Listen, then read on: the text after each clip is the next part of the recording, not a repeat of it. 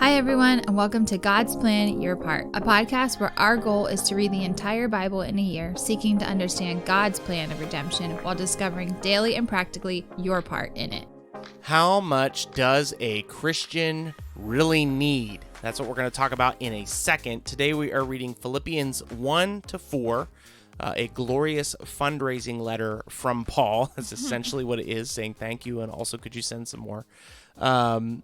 So we're covering the whole letter. It might be a lot to digest, but as we read over this letter, what do you think, Jenny? Well, there's actually quite a few verses in here that just like growing up in the church and I don't know, just being in church for a long time, I suppose I've heard some of these verses a lot. And I've kind of just heard them like standalone verses. So for instance, do not be anxious about anything, but in everything by prayer and supplication with thanksgiving, let your requests be made known to God. And this is actually this is Paul writing to, I guess, like some of the people that are like, I guess would be like his friends. Yeah.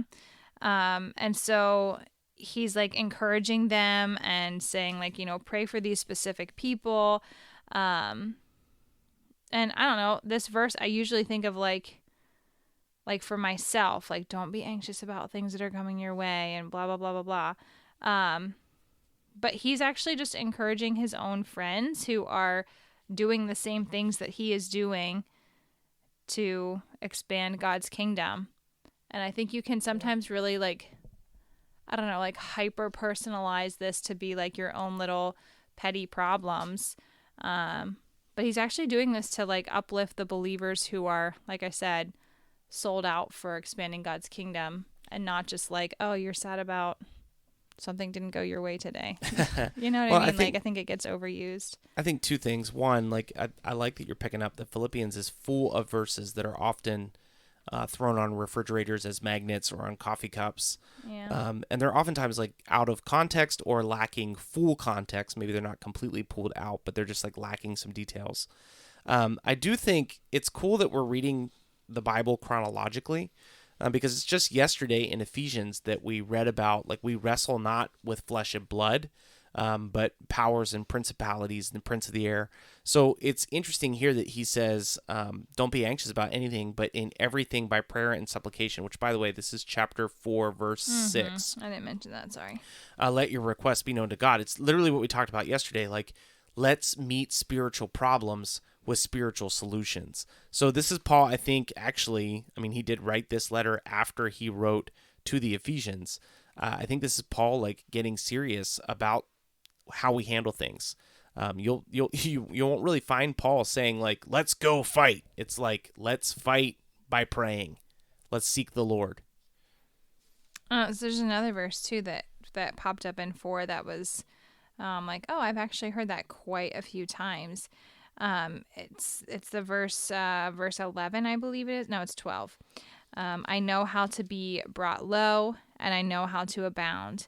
In any and every circumstance, I've learned the secret of placing plenty and hunger, abundance and need. I can do all things through him who strengthens me. Oftentimes, again, I hear that, I guess it would be verse 13, I can do all things through Christ who strengthens me. Again, we can kind of put, it's so quick how it happens. You can put your own desires, wants, and your own needs, air quotes there, in place of what actually God is doing and what God wants. And so Paul is literally talking about right before this. He's just like super thankful for how his friends are supporting him in his like mission journey, and ultimately like while he's in prison. And I think it's really funny how like Paul's sending these letters while he is being like charged and ultimately going to be killed for his faith and what he's doing for God and his kingdom. But he is saying this as like a thank you to the people who are supporting him. And again, I think we can easily just take this and slap it onto our like, oh man, I can run that 5K. Like I can do all things. Like, okay, that is ridiculous. That's definitely not what this is talking about. So it's really cool to kind of read these in context and thinking about like where Paul was. Like he is actually just like sitting in prison writing these letters and being like, you know what? I'm so thankful that I can encourage these churches because of the support you're giving me. Like what? It's funny. I imagine I can do all things through Christ who strengthens me, like in that really cool looking font on like a guidance counselor's wall, like on a poster of like a guy doing a backflip over a hurdle for some reason. We don't understand why. And it's just like, you can do it. But what's interesting, I think the context that is oftentimes lost, and this connects to the intro, like Paul's talking about being content. He's saying, I can handle abundance. I can handle lack. I can do all things through Christ who strengthens me. He's talking about like Christ has been present in every meaning and circumstance of his life in trying to spread the gospel. So I think there's still value in the verse. There definitely is. Like it's a beautiful passage. Right. But I think it's interesting that he's basically saying like, I don't need more stuff. God has taught me to be content. And that's basically like probably verse 10 through verse 20 is about contentment and how we don't need things. I've been doing some research for a project that I'm working on. And I'm reading through this book right now from these like Harvard business grads that interviewed a whole bunch of people about money. One of the things they talk about is John D. Rockefeller was asked right before he died. He was very wealthy, probably like one of the most wealthy people that have lived. Mr. Rockefeller Center himself. Yes. He was asked how much money he would need before he died. And he said, just a little bit more. And you can imagine like how sad that is because the man is literally about to die. How much did he take with him? None. But how many times have you thought? How many times have I thought? How much do I need? Just a little bit more. I probably thought that today. And so the book is talking about how there's really three categories of Christians. There are savers, there are spenders, and there are servants. And so a saver is like constantly trying to grow a nest egg and you're just like always trying to add more to it. A spender is trying to like experience everything you can possibly experience. You never have enough money. You're never holding on to any money because you're constantly buying more. And a servant is someone who says not, I need to give my 10% and then I can use it. A servant is somebody who says, how can I live on as little as possible, like still have what I need, still be provided for, but give everything I possibly can to further the message of Christ. And that's what I see in Paul.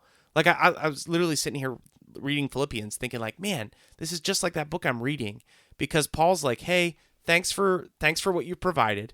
There were no churches that were providing for me and you provided. I appreciate that.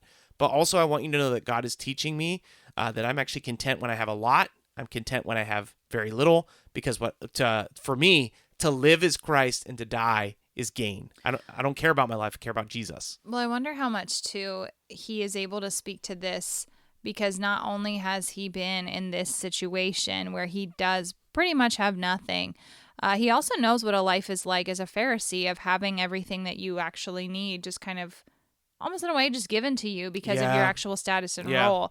So I think he even could speak to that too. Like I had a life of literally having everything and I'm sure there was discontent in that as well. Chasing after things, power, money, whatever, and it's not fulfilling.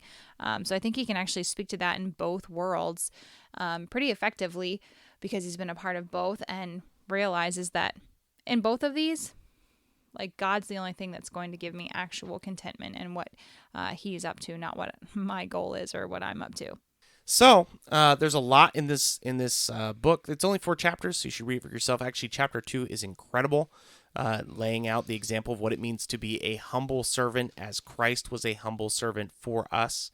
Chapter 2 is an incredible case for the fact that Jesus was 100% God and 100% man. It's a pretty core, important thing to what we believe.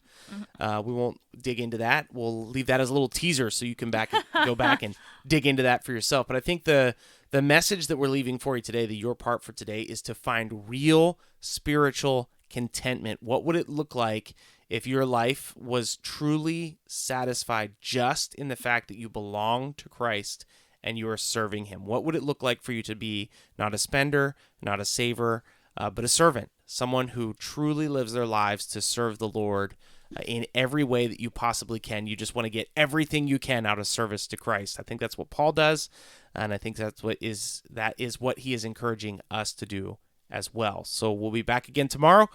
Tomorrow we're going to jump into 1 Timothy, and I'm excited to do that. So we'll see you then. Thanks so much for listening to God's Plan, Your Part. If anything stuck out to you, if you have any questions, or if you'd like to receive a Bible, you can email us at godsplанyourpart@gmail.com. Also, if you're enjoying the podcast, please consider supporting us through the link in our description. We love that you're on this journey with us, and we hope you have a great day. See you tomorrow.